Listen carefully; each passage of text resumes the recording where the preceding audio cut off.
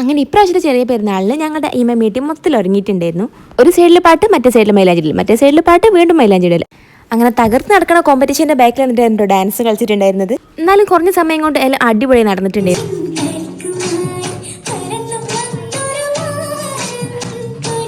Practice ചെയ്ത് സെറ്റാക്കിയ dance സ്റ്റേജിൽ ഇറങ്ങിയിരുമ്പോൾ പക്ഷേ ഇവിടെ കോൺസെൻട്രേറ്റ് ചെയ്ത് മൈലാഞ്ചിട്ടുകൊണ്ടിരിക്കുകയാണ്.